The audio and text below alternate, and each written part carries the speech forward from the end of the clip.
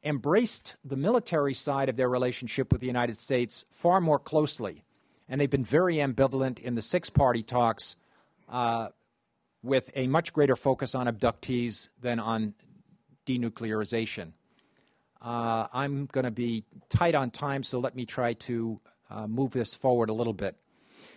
In the course of all of this, we've seen a much deeper connection among the economies of Asia, including Northeast Asia, on trade and foreign direct investment.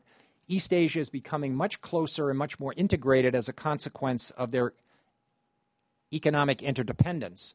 And much of this is a redirection of production from other parts of Asia to China and a decline in the use of the American market by Asian exporters from what was true a decade ago.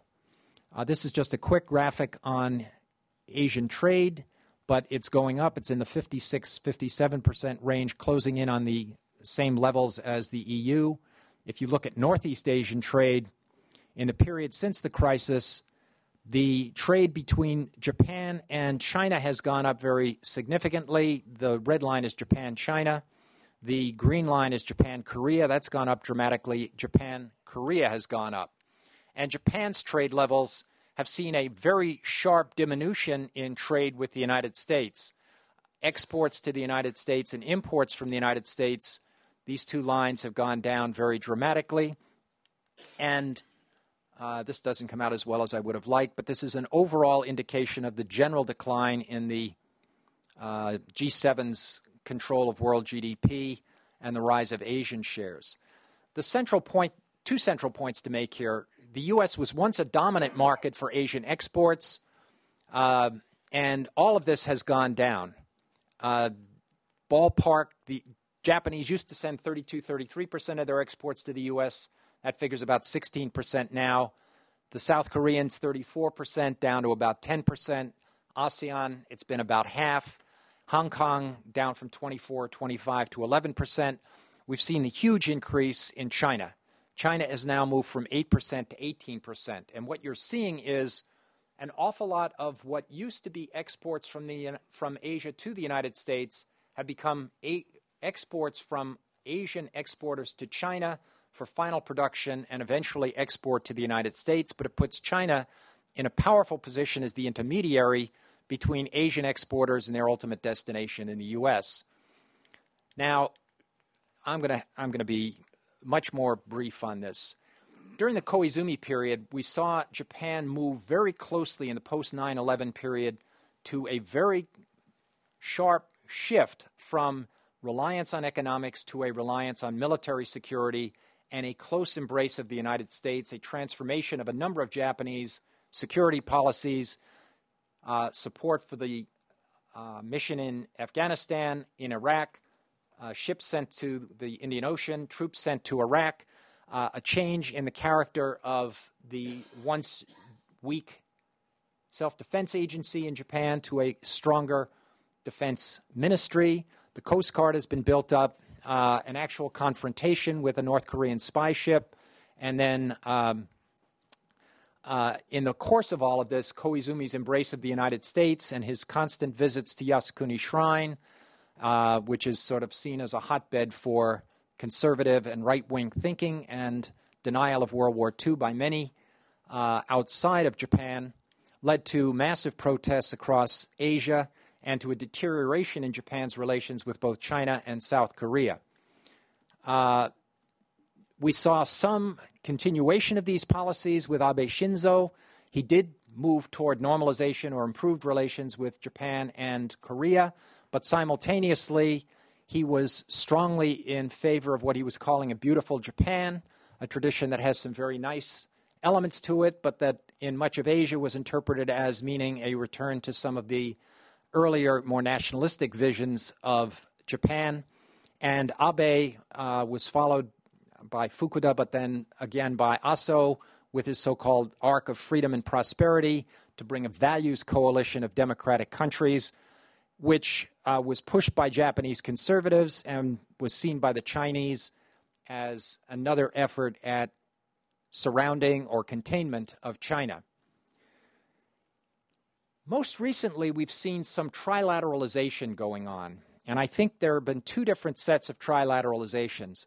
One has been the expansion of the former bilateral relations between the United States and its various allies. So we've seen a kind of trilateralization of the Japan-U.S. ROK link. Similarly, Japan, Australia, and the U.S. But conversely, we've seen the +3 that Gil Rosman was talking about with Japan, China, and the ROK, which would work to reduce the former bilateral arrangements. And most recently, with the transformation from the LDP to the DPJ, we've seen a DPJ that's much more strongly anxious to see Japan take a more positive role in Asia, to rely more heavily on economics, and to avoid what Secretary General Ozawa called being handcuffed by the abductees problem in dealing with Pyongyang. So the real issue has been how to engage Asia without being seen as a cancellation, as an effort to contain China. The trilaterals, I think, were going along very nicely. It's always tough to make these broad, sweeping statements when the headlines are changing as you put your PowerPoints together. But there has been an agreement to create a secretariat, a common investment treaty, and they're negotiating a trilateral. And the irony, in my view, is that they continued their negotiations at the height of the Senkaku controversy. The meetings were canceled. Now they're back on as of this morning. But basically, I think the difficulty for Hatoyama and the DPJ has been the serious deterioration in military relations with the United States. And that centers around Futenma and the problems of Okinawa. But there's been mutual sniping from the Pentagon and the LDP at the DPJ. And we've seen a slight move back with the Cheonan and Japan's support for the U.S. Korean position in criticizing China, criticizing North Korea. We saw Clinton's statements with regard to the Senkaku and the criticisms that were implied with regard to China there, and the statements with, And I guess the last point that I want to make, though, is back to this economics. And this number I find very compelling, and that is that Japan's economy grew from 7% of global GDP in 1970 to 10% in 1980, 18% at its peak in the early 90s. So in 20 years, Japan's share of global GDP rose 2.5 times. Less than 20 years later, Japan is back to about 8% of global GDP. So the last 20 years has seen Japan erase the preceding 20 years of economic growth and economic muscle. And I think this essentially takes a valuable diplomatic tool out of Japan's toolbox as a way to exert influence in the rest of Asia. Putting this all together with the rise of China, we see the Japanese figure across the top has been basically flat as a share of GDP. The rise of China, of course, continues out, and China passes Japan. China's grabbed big market share at the expense of Japan. This was Japan in the 1990s. China has grabbed a great deal of that share.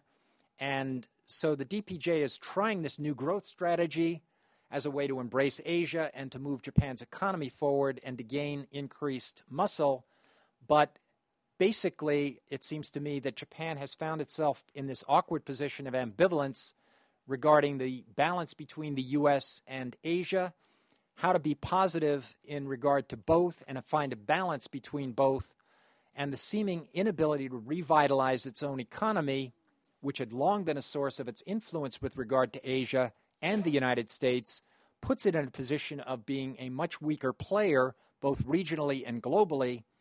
And as tensions with China increase, they have raised within Japan questions about how much multilateralism Japan wants to pursue. Does it really trust the trilaterals? Does it trust the ASEAN +3, the East Asian Summit?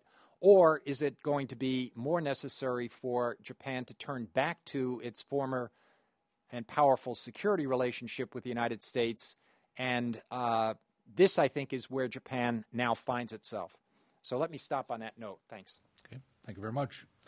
Professor Samuels? Thank you very much. Thanks in particular to the organizers of the meeting. It's a pleasure to be here.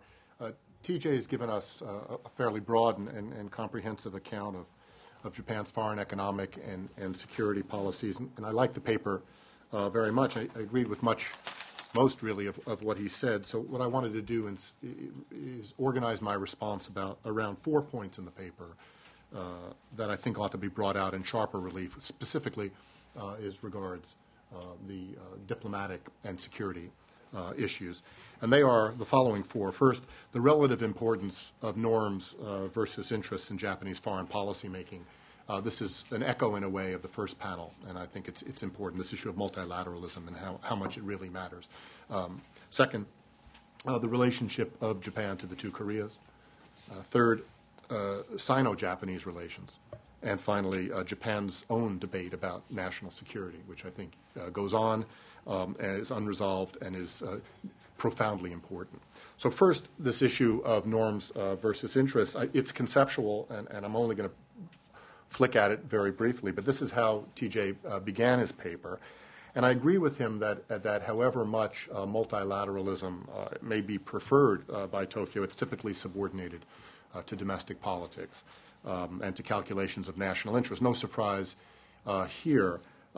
He calls it ambivalence. It may be something more than ambivalence, but he discusses a great number of experimental multinationalisms that are now on the East Asian table. Interestingly, none of which has Japan in a leadership position for the reasons that he's laid out. It really does seem that these days have passed. Those days have passed. Most of those experimental multinationalisms out there are economic, but he does mention the new regional security architecture that was first proposed by Prime Minister Abe in 2007. This is that arc of freedom and prosperity.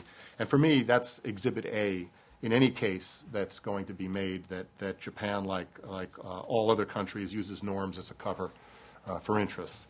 It was much ballyhooed. We heard quite a lot about it. It was promoted. It was declared to unite the capitalist democracies in the region. It included Australia and India. The United States was going to be a major player, and certainly Japan was intending to take the lead. TJ in the paper, he didn't get into it in his presentation, but in the paper says, look, it excluded China. Well, he did actually get into it in his presentation. That it leaves out China, and of course it does, because China is not a democracy, and it was transparently the target of the new security architecture. So there was no reason to imagine that they would have been included in the scheme. But more important, I think, for his analytic point is, it seems to me, that this arc of freedom and prosperity pointedly left out South Korea. Today, one of the most robust and richest democracies in the world. And I've asked many of my Japanese friends why that was, and I never got a straight answer. Perhaps someone here can offer one. Second, then, what of Japan's approach to the peninsula? On North Korea, it is worth taking a moment, I think, to examine why TJ, as he points out, Tokyo has set preconditions for returning to the six-party talks. The leaders in Tokyo have been, for the last 8 years or so, under enormous domestic pressure, a pressure that's often suffused with a national hysteria on the abductee issue. And so the Japanese government repeatedly was demanding and insisting on the return of all abductees, the identification and return of all abductees, not even sure that any were left alive in North Korea. And the other participants in the six-party talks often saw this as a distraction from the much more important issue of nuclear proliferation, without regard for whether they had a realistic sense that could be resolved during the six-party talks. But the irony was somehow that even though the Japanese government had been the first to suggest six-party talks, they proceeded without settlement of what became Japan's primary concern, and mostly under Chinese leadership, or at least that's the way the Japanese are telling the tale now. Getting Japan back on the same page as the Americans, the Russians, the South Koreans, and the Chinese has been difficult, largely because the kidnapping issue has been kidnapped in Japan, and that's just the nature of those politics. Meanwhile, neither have relations with South Korea been uniformly helpful. Japan's position on the abductee issue reinforced decades of mistrust. Not surprisingly, public opinion in the South has been sympathetic to North Korean claims of Japanese plunder of the peninsula. That's North Korean claims of plunder. I'm putting those in North Korean quotes, of the peninsula, but maybe I shouldn't do that because there was quite a lot of that during the 35 years of colonial rule between 1910 and 1945. The public's been reminded constantly of the abduction of millions of Koreans to Japan during the occupation to work as slaves in the mines and the factories and in the military brothels. So you have, a sense from on the Korean part that there's much ado about a tragedy, but not as big a tragedy. A tragedy is the one that they suffered. Now, many of Japanese leaders understand that, and they share the sensibility, they want to do something about it, and I think Tokyo's very prompt response and very unambiguous support for Seoul's position on the Cheonan incident, and Prime Minister Khan's speech and his apology on the event of the 100th anniversary, his apology on the 100th anniversary of the Japanese colonialism, I think has gone to a ways toward ameliorating some of the frictions, but the fact is still that more Japanese think that relations with South Korea are fine than South Koreans think relations with Japan are fine. Third, a point that's worth burnishing a bit that TJ touched on is this issue of Sino-Japanese relations. To my mind, finding the right distance between the United States and China is the most important strategic choice facing Japan. Today, I've called this elsewhere, some of you are familiar with the argument, I called it the Goldilocks strategy, getting it just right, getting that distance just right between these two powers, and it requires both military and economic readjustments in the minds of many Japanese. This calculation, this recalculation, and it needn't be equidistant. That was Ozawa. He tossed that out. It was a crazy notion at the time, and that's not what I think the Japanese are angling toward. They know better, I think, but it's well underway, and it comprises multiple hedges: a hedge against a U.S. decline, a hedge against Chinese aggression, a hedge against entanglement in U.S. adventures, a hedge against abandonment by a partner that's still needed. In the case of Washington. And each we note of the post-Koizumi prime ministers, starting with the surprisingly accommodating Abe Shinzo, has acted like Goldilocks by deferring to China on particularly irritating displays of nationalism, particularly the Yasukuni Shrine, prime ministerial visits to the Yasukuni Shrine that TJ talked about. Now, once power was transferred to the DPJ, the purported tilt toward China drew attention in the press and generated predictable and I think therefore what ought to have been avoidable frictions between Tokyo and Washington. But the DPJ manifesto, their election platform, and the first DPJ government, the Hatoyama, the late and not much mourned Hatoyama government, moved toward China while poking a stick in U.S. eyes. I mean, think about the very moment that Mr. Ozawa is in Beijing at the Great Hall. He's got his prime minister reneging on a intergovernmental agreement on Futenma.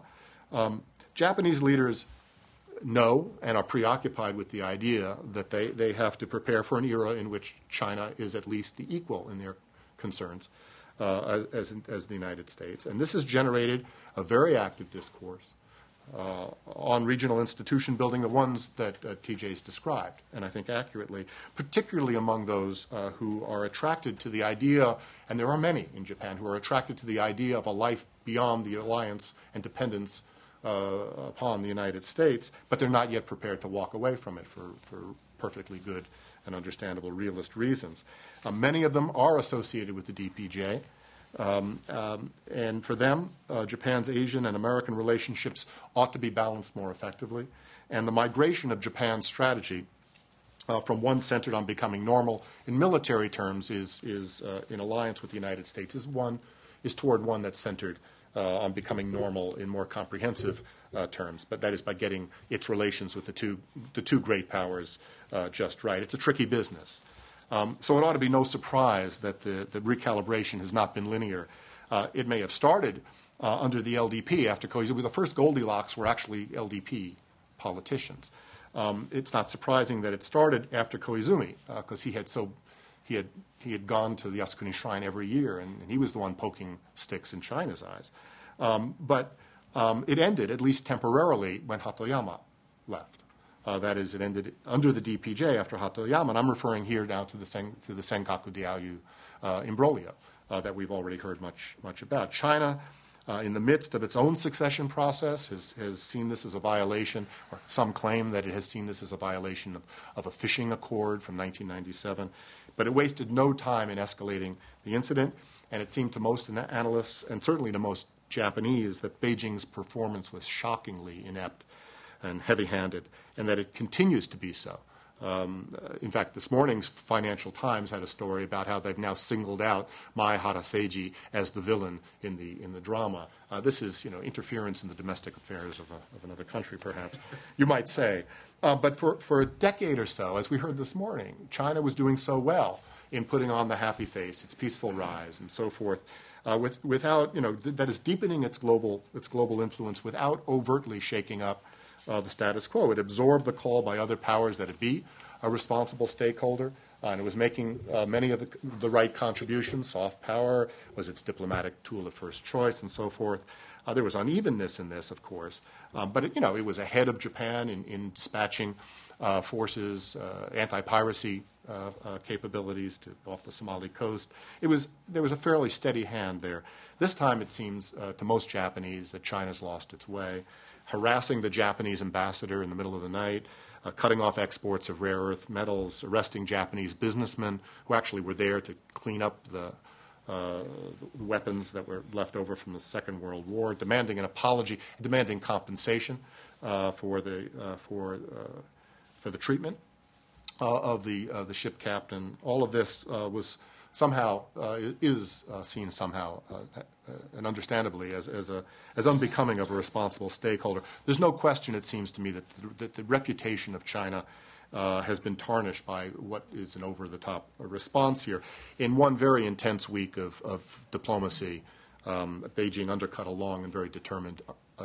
its long and determined effort to build confidence in Japan about the region. You may have seen the cartoon in The Economist that shows the dragon now breathing fire again. Not as if the Japanese were particularly skillful in responding to this issue, but there was one Japanese politician, LDP politician, who hyperbolically referred to Japan's response as the worst diplomatic defeat since the end of the Second World War. Well, I don't think so. Let me just say two words: Nixon shocks. And I'll leave it at that. I have a long paragraph I'm not going to get into on that. Ask me about it. But Japan's recent Senkaku diplomacy was, by comparison, far less inept than Sato Eisaku's was. And I don't think it's going to have quite the same transformative effects. It is ironic, it seems to me, that while relations between China and Japan were particularly fractious during the Koizumi years, they handled the problems better at a time when the Japanese government's been reaching out to China and not handling it nearly as well. And it seems to me the most important outcome of this recent event was that Washington and Tokyo drew closer together. Surely the opposite of what Beijing would have intended. Any remaining ambiguity in the U.S. position on the Senkakus and defending the Senkakus in the event of an attack by the Chinese was eliminated. Secretary Clinton has made that very clear. The U.S. willingness to deploy forces in defense of the status quo has now been pulled into the foreground and been made more credible. And now the DPJ has reversed itself on two very important issues. One, on the issue of host nation support, which it voted against when it was in opposition, and now, it played around with a bit under the Hatoyama years. Now it says it's going to keep host nation support level. And second, now it's reversed its position on ending the ban on exports of arms. Now it says it's ready to do that as well, and has invoked the United States very clearly on this. There's a fourth point, which is this issue of how changes in the regional international system are filtered through domestic politics. I've already suggested that a key element in the security debate has been between those who would edge closer to China, particularly economically, and those who would stay tethered to the United States for military security. I've been already shown that my time limit is up. So I'm not going to get into the fourth point, but if we have the opportunity to talk about Japan's domestic debate over national security, I'd be happy to re-engage that topic. Thank you very much. Thank you. Paul? Thank you very much. I am not an academic, and this is my first time speaking at a forum like this. I do private consulting. And I want to take a slightly different approach than my two distinguished colleagues to my left. I want to look at this situation from both the objective circumstances of the changes that are taking place and then the subjective responses that each state is undergoing at this point in this turbulent world that we're living in.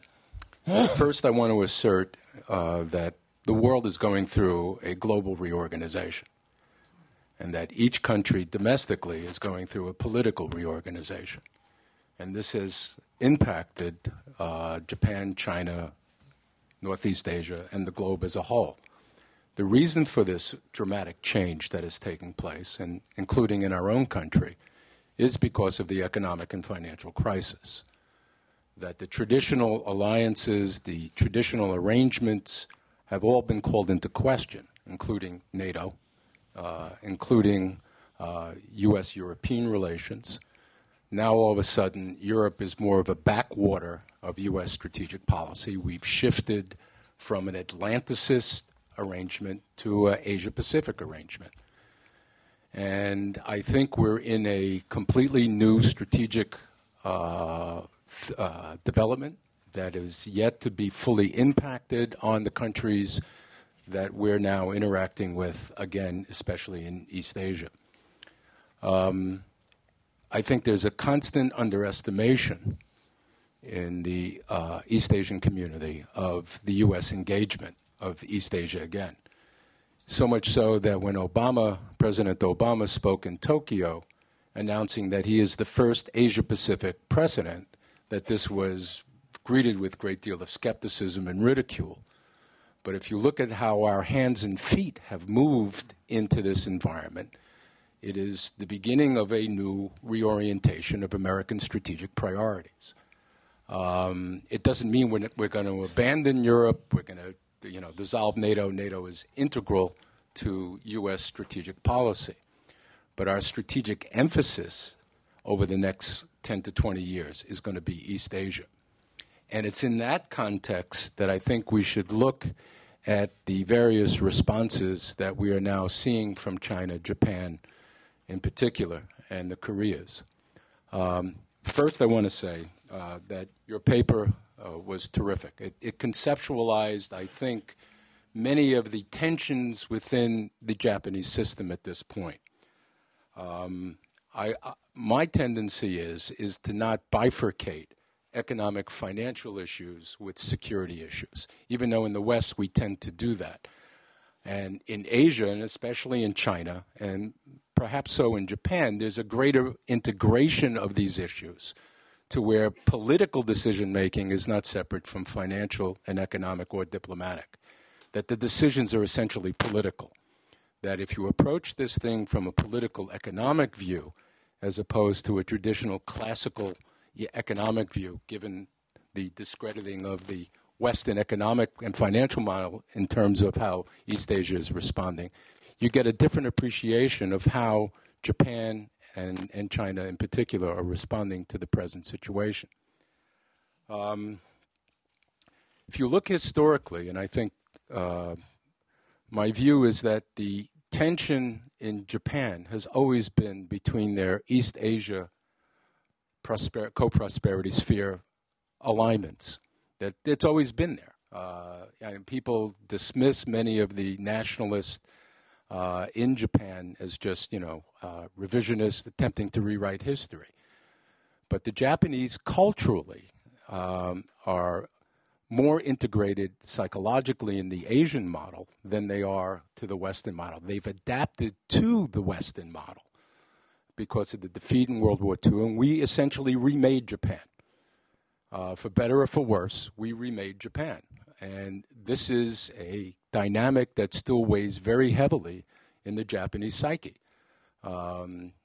there's two forms of occupation. There's the occupation of the physical assets of your military, your economic institutions, and then there's the psychological dimension, which you occupy their mind and their thought process.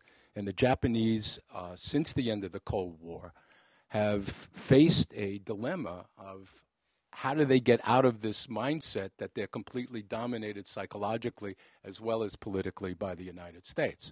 China, in turn, looks at Japan as simply an extension of U.S. policy. That Japan never had in the Cold War period and even in the post-Cold War period a separate identity from the United States. In China's strategic calculus, in my view, they tend to view Japan as simply an extension of the U.S., the great aircraft carrier. So any attempt by the Japanese to resolve their issues with China flows from the Chinese view of Japan through that particular lens. That lens that the U.S. is essentially intervening or shaping or determining Japanese choices and policies. We tend to underestimate on the U.S. side the impact we have on Japan and the importance of perception and face in terms of policy issues. Like when Obama was spent only a day and a half in Japan and spent 3 days in Beijing, there was a big kerfuffle within all the ministries, within the press, that we're moving toward a G2 arrangement with China in Japan. And all the Japanese diplomats queried me that I've known, are you moving to a G2? And everyone, this was being pushed, and we I think should discuss how that perception of a G2 process was shaping the public policy discussions that were taking place. So I think we've entered, as I indicated, a new strategic reality. And China's shooting itself in the foot consistently on the South China Sea issue, on the EEZ questions, on the Cheonan sinking of the ship, of the South Korean frigate, and then the recent disputes at the Senkaku has reinforced within Japan their attachment to the United States on the physical, material level, but the ambivalence remains in the subjective side of the Japanese institutions, especially the business community, and as the chart showed, how much of an integration that is going on from Japan into the Chinese economy. And most of the initial phases of the DPJ orientation, in my view, toward China was based on resolving their economic crisis by moving toward the export markets that China represented, both from an investment standpoint as well as cooperative efforts. That seems to have now been jettisoned to a degree. The other point I want to make is that we are in a throes of an unresolved economic and financial crisis, that the G20 process is now moving in a direction, in a disorderly fashion, of trying to resolve those issues. We're trying to, because the G7 upon which Japan was anchored is no longer as viable at this point. And the embrace of China by the Obama administration on the G20 to bring China into the G20 decision-making process is an attempt to try to begin to address the Asian concerns about the power distribution relationship, not only in the IMF, World Bank, but in the world trading system. These issues are unresolved. And the DPJ right now is a rather immature political institution in managing new policies. And I find it also ironic that the DPJ, being historically an anti-American party, is now moving to a more pro-American position than most people have realized in the coming and recent period. So my point is we've got to look at this thing in a broader context. And we've got to judge what our policy impacts will be in an accelerated environment of economic insecurity from the U.S. side, greater responsibility on the Asian states, both Japan and China, and the beginnings of new potential security arrangements to meet these new challenges. And one of the things when I was recently in China, they asked me is there U.S. plotting to create a U.S.-Japan ROK security alliance to contain China? I mean, this is the kind of thinking you get within China at this point vis-a-vis a potential resurgent Japan. Now, I am very optimistic in the long run about Japanese democracy. I think what you're seeing, and there's a great deal of cynicism in the American press, in some of our academic community toward Japan. Oh, Japan's never really going to change. It's always going to be this ambivalent power.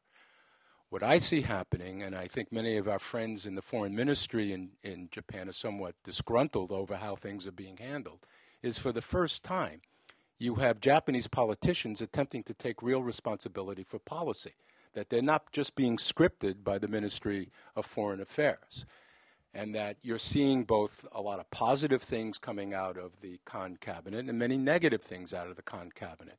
And the most positive thing, I think, has been the handling of the islands dispute, where Japan essentially cooled the situation down. China was looking to escalate. And as one of my friends in China has said to me, when it comes to Japan, there's a great deal of irrationality in China about Japan. Japan is not a militarist country. It still is culturally more pacifistic in a different sense than the traditional interpretations that could be discussed. And that you're finding in Japan an attempt to get their legs under them under this new democratic system that they've created, a legitimate two-party system. Having said that the governing institutions are inexperienced, the LDP as an opposition party is as inexperienced as the DPJ.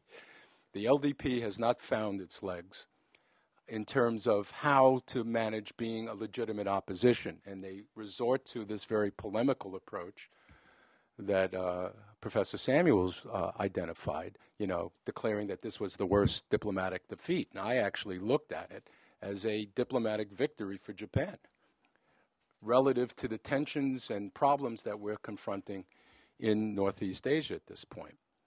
I think we should open it up. I think time is running short. So I conclude my remarks. Thank you. All right, before we open it up to the audience, once again, I ask TJ to respond to the comments. Some really very good comments, and I don't want to try take them seriatim, but I do want to say one thing, and probably Dick and I will have this discussion over lunch because it's one of those things that academics can spend their time spinning on about, and practitioners will immediately glaze over as we go on. But it does seem to me there's something to be said about this norms and interests and the multilateral process that I just want to underscore, and that is that while I fully agree that interests and norms are often a cover for interests, it does seem to me that the creation and use of a multilateral process has at least the potential to provide a socialization vehicle and a trust-building vehicle under which the participants, little by little, can begin to reshape their interests or find areas of overlap in their interests. So I'm a little less dismissive of the power of these institutions than perhaps some of my neo-realist colleagues might be. That being said, though, I think the important a subsidiary point that's quite important in this regard is that Japan. I would disagree in terms of the leadership with regard to Chiang Mai. I think Japan's played a serious role in that, but that's a separate issue. But the more important thing is that Japan does not have about it any longer the sense of self-confidence in these multilateral institutions that I think empowers it to take a more substantial, more leadership-oriented role. And I think there's continually about Japan that sense that it's time to circle the wagons and play defense against a rising China. And I think in this regard, Paul's point about the psychology of Japan is a very important one that we run the risk of losing sight of. I think it was Paul Krugman who was in Japan relatively recently who was saying, for a country that used to be the number 2 economic power in the world, Japan seems to have this very passive and pessimistic view of its role in the rest of the world. And if you guys keep going on the way you are, you're going to be just like Belgium. And some Japanese put his hand up and said, what's wrong with Belgium?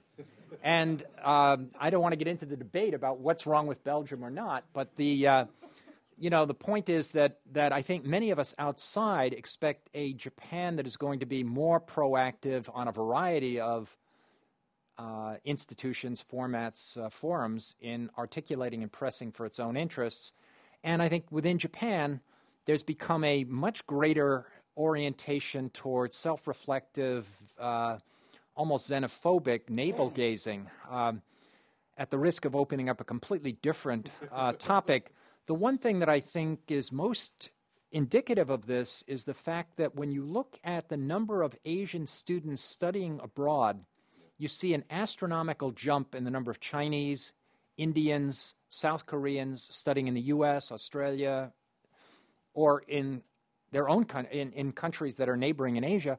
What you see in Japan is a steady decline. Japanese are not going abroad. They're not internationalizing. They're not plugging into a broader global dynamic, which I think sets them up for becoming an even more self-absorbed geriatric society with a kind of nostalgia for a distant past.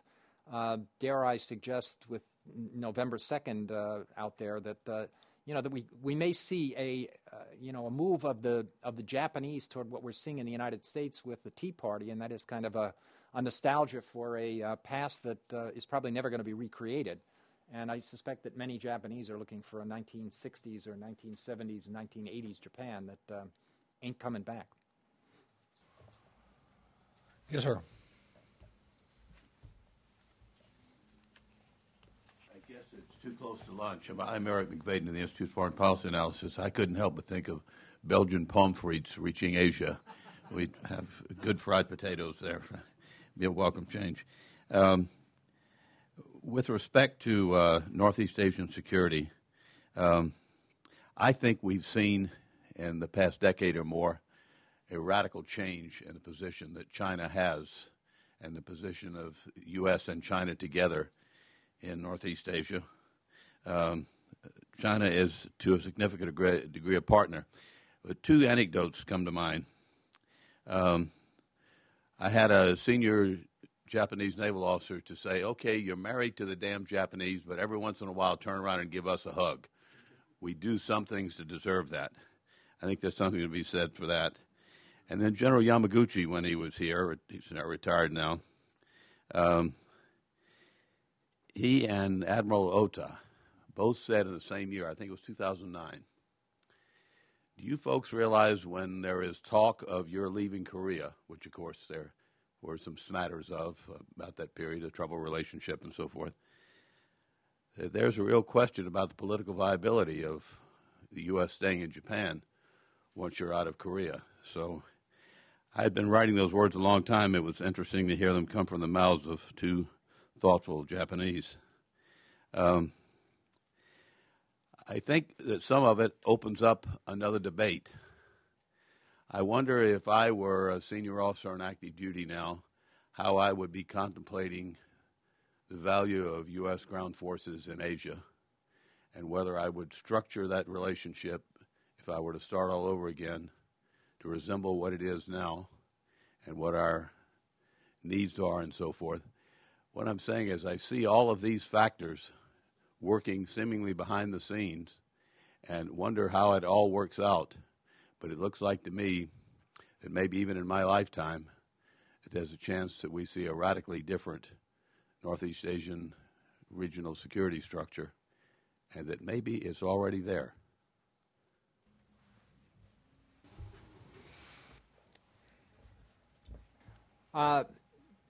No question that I think we're moving in a direction of a new security arrangement. And I think the difficulty that all of these countries are now facing is how do they make that adjustment? I mean, in many respects, the entire basis for the bilateral relationships that the United States entered into with Japan, South Korea, Thailand, Australia, et cetera, involved Cold War containment of the Soviet Union and or China. The Soviet Union's gone away, et cetera. The whole raison d'etre for the alliance changed.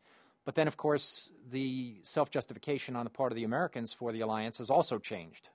And the question, I guess, that you're raising really is how do we make these adjustments in ways that acknowledge the importance of the partnerships that exist now between the United States, Korea, United States, Japan, and at least in my view, move those alliances to take account of the very different security situation that is there.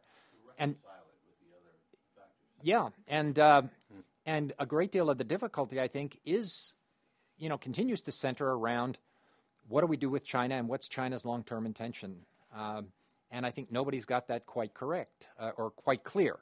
There are lots of competing views, ranging from, the sort of business view that says if China grows economically, they're all going to become middle class and they're going to want to buy our iPods, to, the Pentagon view, which says the richer they get, the more they're going to be putting money into aircraft carriers and the more dangerous they become. And I think the difficulty for the United States is to try, with its partners like Japan and Korea, to deal with that rise in a way that, well, exactly. And that's one reason why I think the multilateral bodies that I was talking about earlier in this notion of interests and norms is important, because it does seem to me, to the extent that it's possible to pull countries like China into some of these multilateral organizations, you have the capacity both to give them some power and influence and at the same time to shape the ways in which they exert that power and influence. But as I think everybody's been saying this morning,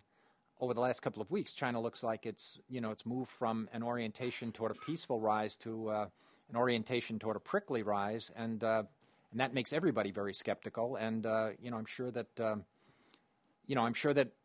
the question of where would the American military people be thinking if I were a graduate of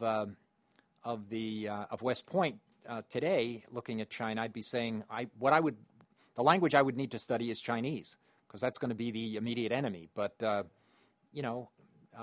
years ago, I don't know that would have necessarily been the view. And I think, last point on this, I think one of the difficulties that we in America continually face is the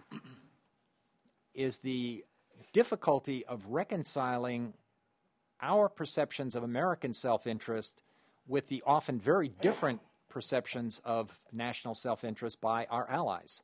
I think the danger we have is that we assume that because we're allies, we all share the same norms and values and the like. And clearly that was not the case with, say, Japan and the U.S. on the six-party talks and nuclearization versus abductees. You can go down the list. But I think it's very tough for Americans as policymakers to be sufficiently attuned to that. So much too long-winded. Yeah, it's a very good question, and I don't think that Admiral Ota and General Yamaguchi were just pushing your buttons. I think they are reflecting a very real concern in Japan, and it's part of that debate that I didn't have a chance to spend much time exploring with you. But there's a deep and a real and an enduring concern about this, about two things vis-a-vis the United States. One is the capability of the United States, the continued capability, going forward of the United States to provide what the Japanese feel they need to feel secure, and the other is the commitment of the United States to do so. And it's just like all allies, Japan is in constant need of reassurance, and it's evidenced in a number of ways, and we've seen this. In some cases, calls for reassurance. In other cases, challenges to the relationship. The most visible recent challenge was when Ozawa was the Secretary General of the DPJ, and he said, all we really need is an American Navy. We don't need air or ground. We just need the Navy, and they, you can do this at a distance, over the horizon. That's under discussion, shall we say? But I mean, the sense of shifting ground forces from the region is something that it's been on the agenda for a very long time, and not just under the DPJ. I mean, the agreement to move the Marines out of Okinawa and bring them to Guam, it run into problems not just on the part of the Japanese population, but on this side, folks who have actually gummed up the works on that particular decision. But debates about nukes in Japan. The Japanese have been talking quietly amongst themselves, as we now know, about whether or not to go nuclear. Of course, it all depends at the end of the day on whether or not the American commitment and the American capability. Well, capabilities is not in question there, but commitment is. And so we know that in the late 1960s and again in the 1980s, and most recently again after the North Korean tests, the Japanese have had these studies each come out in the same place, which is that so long as the American commitment is real, they're going to forego an independent nuclear capability. But the fact that now the Japanese talk about this openly, and I'll remind everyone, I mean, this is important to remind people that there's this sense out there that someone is calling. There's a sense out there. This is the Ministry of Foreign Affairs, Japan, calling. We want to make a correction on. There's someone. No, I think it's Mai Haraz, who that somehow having nuclear weapons is unconstitutional. Somehow violates Article 9. This goes back to 1957, 58. When the Prime Minister of Japan went out of his way to make sure that the Cabinet Legislation Bureau would declare that the possession of nuclear weapons by Japan is not unconstitutional. It's been there for a really long time, like the ability to use preemptive force in the case of to preempt the imminent use of force. Anyway, the point is that Japan has lots of options. It debates the options periodically. Japanese people, as Paul said, are not eager to engage those options, but you don't have to be a coarse neo-realist to understand that these perturbations can flick Japan in that direction, and quickly, it seems to me. Just to address what Admiral McVaden said, and raise as a very important question, if U.S. policy was to really fully engage a new security architecture for Northeast Asia, and we would undergo a different orientation toward Northeast Asia in which a U.S. Japan South Korea alliance becomes real, while encouraging the other trilateral, the Japan South Korean China trilateral alliance, in order to bring China into the international system. I think the big ambivalence that everyone faces when you go to and talk to the Chinese is they accept the international system as long as it benefits them. And when it doesn't benefit them, then they assert Chinese prerogatives. The Japanese, in response to that, see us, in a sense, kowtowing at times to the Chinese, which creates an ambivalence in Japan about the very nature of what our commitments are. So, as Professor Samuel said, I think what most people don't realize is that we may have a nuclear arms race in the next 5 to 10 years if our policy vectors are not really clearly established, and that the South Koreans are raising it, the Japanese are raising it, and the Chinese are raising whether those two countries are going to be engaged in that. And you know, whenever I'm in China, I always remind the Chinese that North Korea is probably the best ally of nuclear, Japan and South Korea going nuclear. And the Chinese don't get their arms around this thing because they don't consider proliferation an important issue the way we do in the West, as evidenced by their ambiguous approach to Iran and their bypassing of the sanctions and the companies that will be involved, especially the PLA companies that will be involved in backfilling what everyone else is shutting off Iran from having. So I think we're on, as I indicated in the beginning, part of this global realignment as a result of the crisis that we face is that there are going to be new policy options on the table now that our policymakers, our intelligence community and the defense community must be much more attuned to, because things can change rather suddenly in Northeast Asia. Yes, sir.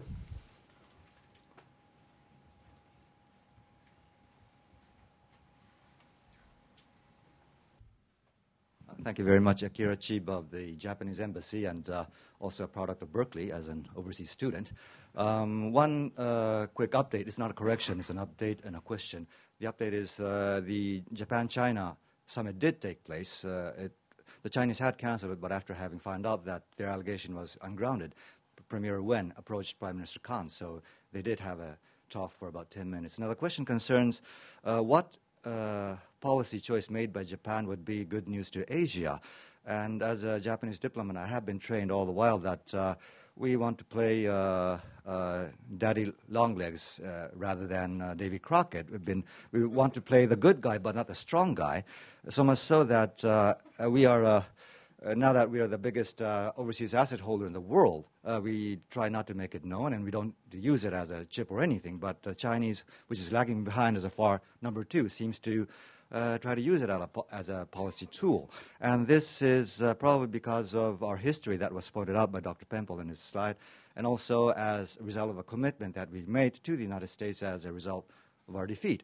But it seems as though times are changing. Now Japan has to make another choice, which is not in particular in line with the post-war history we had for 60 years. Now, going back to my question, what would be good news for Asia? You want to go first, Go ahead. TJ? No, go ahead. Okay. I think a Japanese decision to fortify the alliance with the United States would be the best news for Japan, for the United States, and for Asia.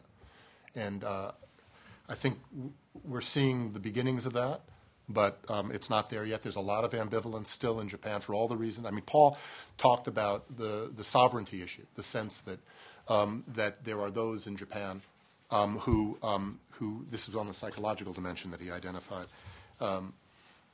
Who feel that the statute of limitations on Japan's bad behavior during the Pacific War has expired a long time ago, and that somehow the fact of the American occupation hasn't ended. Now, that used to be the extreme left and the extreme right. But that view has come to the center, and it was manifest, I thought, in the election of the DPJ to government, because their position was more equality in the alliance. That's a code word for ending the lack of or increasing sovereignty, anyway.